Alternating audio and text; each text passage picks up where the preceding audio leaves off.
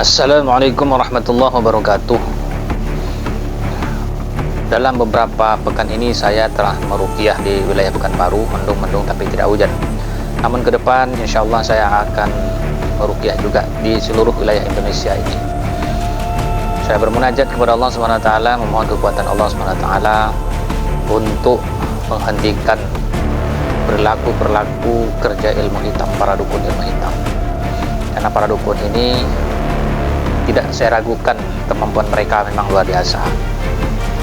Mereka bisa memanggil hujan, angin, bisa memporak-porandakan, ya, bisa membuat hujan deras sehingga mengakibatkan bisa longsor, bisa banjir, ya, angin kencang bisa membalikkan atap rumah, bisa memporak-porandakan apalagi rumah-rumah yang kecil. Itu memang tidak diragukan. Ya, nanti saya akan coba tanyakan melalui mediator, ya. Jin-jin di wilayah sana bisa saya masukkan ke mediator. Nanti saya akan tanyakan. Tapi ini yang pertama, ini dugaan saya, firasat saya. Karena dalam beberapa pekan ini saya menangani dan itu terbukti ternyata tidak hujan, ya, walaupun hujan gerimis tapi tidak deras.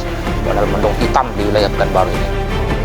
Tapi rasa saya, karena saya mendalami tabir pengobatan, maka saya ada semacam firasat, bisa juga pakai mediator. Dalam firasat ini jangan kita menganggap sepele. Nabi Muhammad SAW pernah mengatakan di suatu bukit, ketika ada seorang beriman berkata bahwa di sana nanti akan ada musuh firasat orang beriman ini.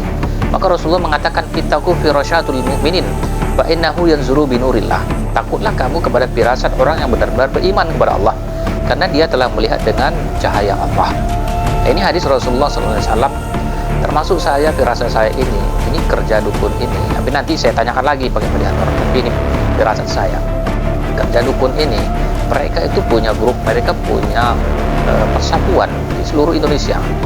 Ya, di setiap akhir tahun membuat banjir bandang segala macam, ya, dikerahkan ilmu mereka. Tujuannya supaya tidak terbaca oleh siapapun. Tapi ketika tabib SHC hadir, itu semuanya terbaca semuanya.